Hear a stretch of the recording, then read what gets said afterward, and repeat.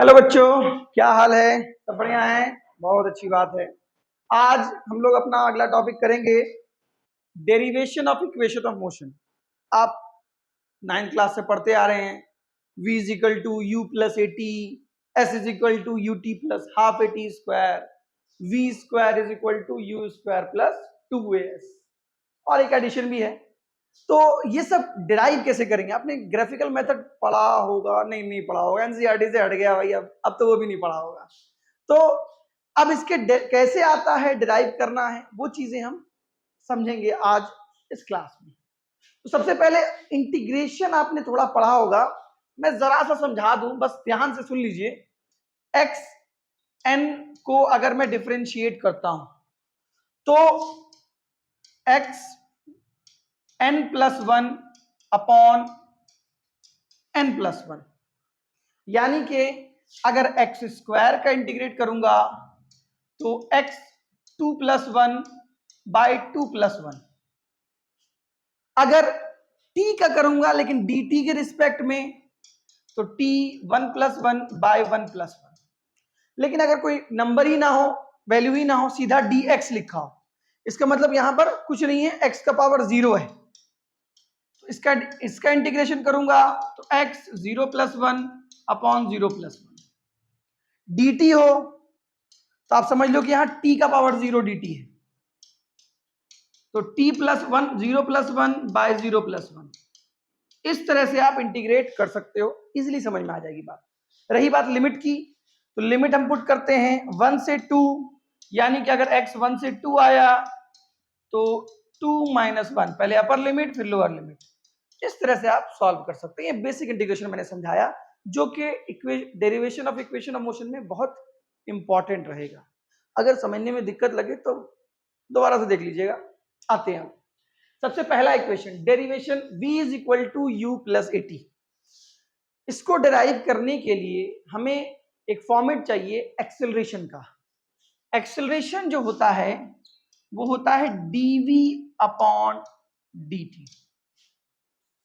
dv मतलब change of velocity with respect to time. अब जब हम इसको लिमिट में देखेंगे तो इनिशियल वेलोसिटी कुछ ना कुछ रही होगी u, और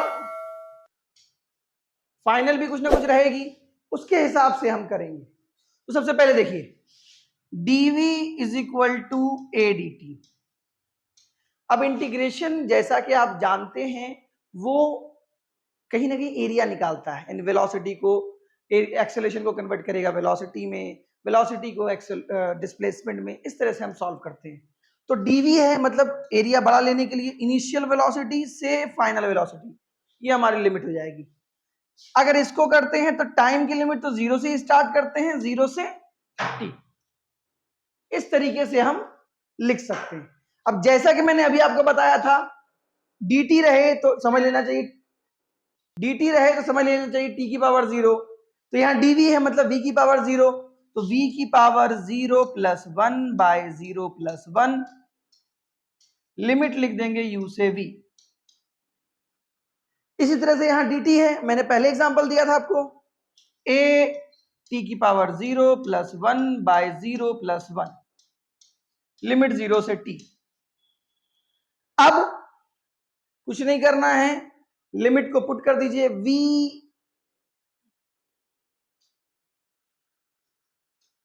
vu a t जीरो।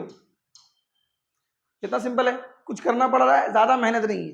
अब अपर लिमिट पुट कीजिए v, lower limit minus u, यही तरीका है पुट करने का,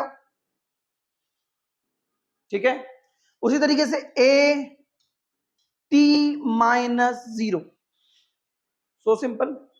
तो v minus u is equal to a t, तो v is equal to u plus a t. अब इस इक्वेशन में v आपका फाइनल वेलोसिटी है, u इनिशियल वेलोसिटी है, a एक्सेलरेशन है और t टाइम है। ये आपका फर्स्ट इक्वेशन ऑफ मोशन है, जिसको हमने कैलकुलस मेथड से डिराइव किया है। ये मेथड कैलकुलस मेथड कहलाता है।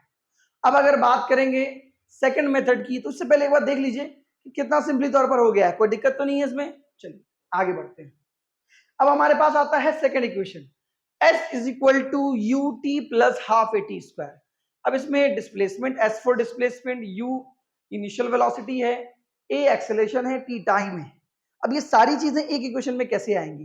अब हमारे पास डिस्प्लेसमेंट का कोई रिलेशन है इंस्टेंटेनियस केस में, तो डिस्प्लेसमेंट का रिलेशन मिलता है वेलोसिटी के साथ, v is equal to d s upon d t. ठीक है, अब देखिए v का कोई टर्म तो है नहीं, तो क्या करें क्या करें क्या करें? अरे भैया अभी आपने first equation of motion drive किया है ना, तो v को हम u प्लस ए टी लिख सकते हैं, इसीलिए हम इसको इजीली कन्वर्ट करेंगे। तो देखिए सबसे पहले क्या करेंगे, ds is equal to v d t, so simple. अब उसके बाद ds को हम जो है इस तरह से लिखेंगे और v की वैल्यू पुट कर देंगे।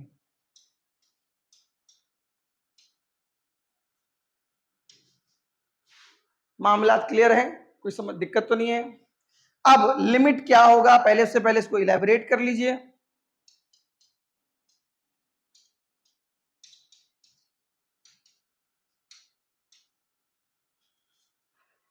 अब लिमिट क्या लेंगे बच्चों, डिस्प्लेसमेंट, तो डिस्प्लेसमेंट कहीं ना कहीं ओरिजिन से स्टार्ट होगा, तो 0 से s, यहां dt मतलब टाइम का लिमिट है, तो 0 से t, सेम ईयर यहां भी वही होगा। अब इसको सॉल्व करते हैं, ds है तो मतलब s आ जाएगा, अभी बताया है, जो रहे उसका सिंपल ले लीजिए। 0 से s,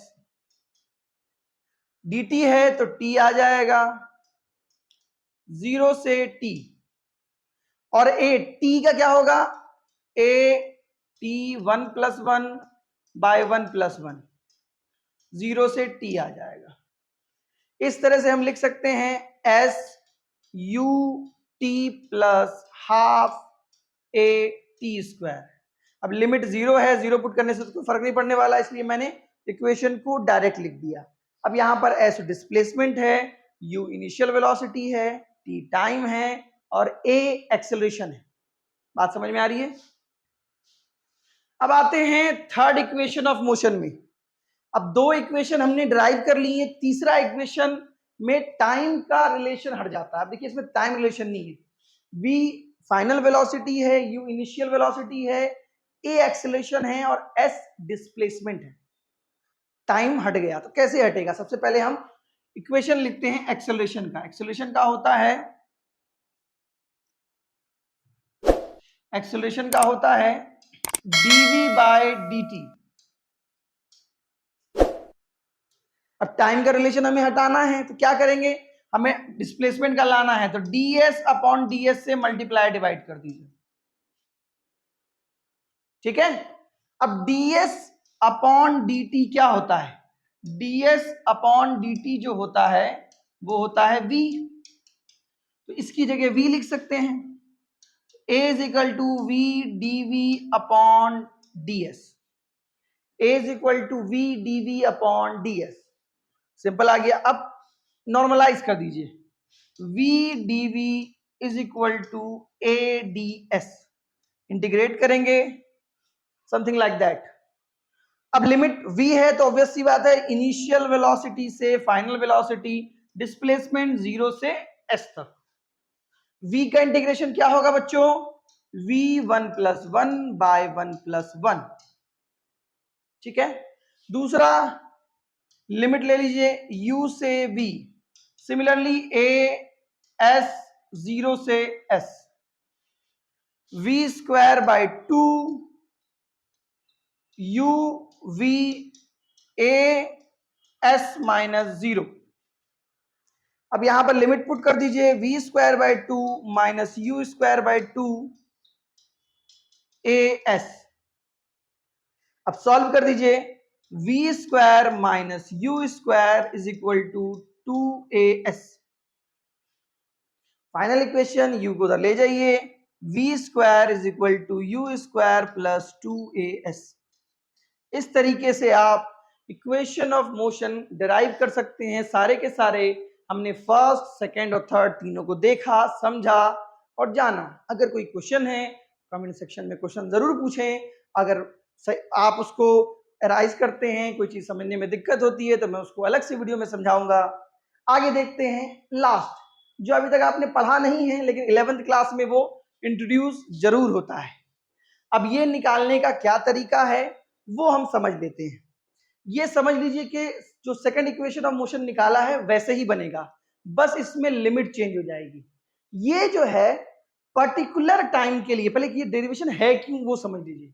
एग्जाम्पल के तौर पे मैं चल रहा हूं, किसी डिस्टेंस को मैंने 5 सेकंड में ट्रेवल किया, तो अगर मैंने सेकंड इक्वेशन लगाऊंगा तो डिस्टेंस निकल जाएगा, s is equal to u t plus half a t square.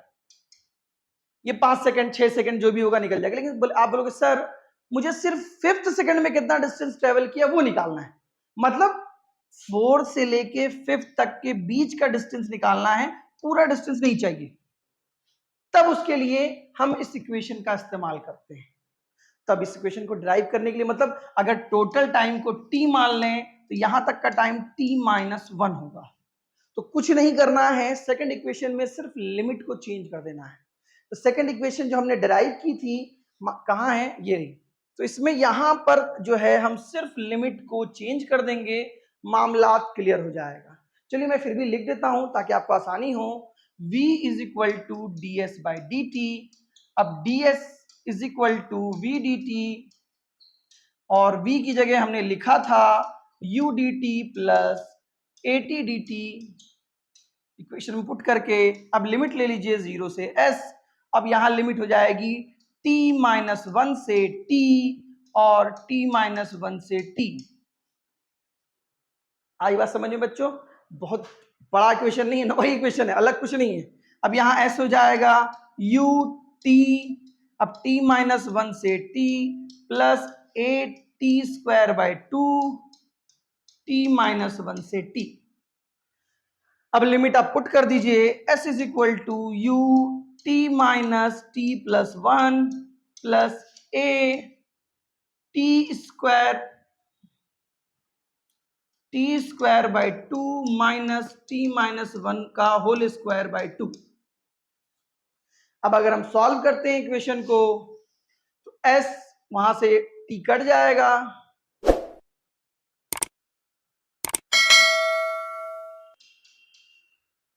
और हम इक्वेशन में ले सकते हैं a square minus b square, यानी अरेंज करने पे आएगा 2t-1 और 2 बाहर ले लीजिए a बाई 2, यानी s is equal to u plus a by 2 2t-1।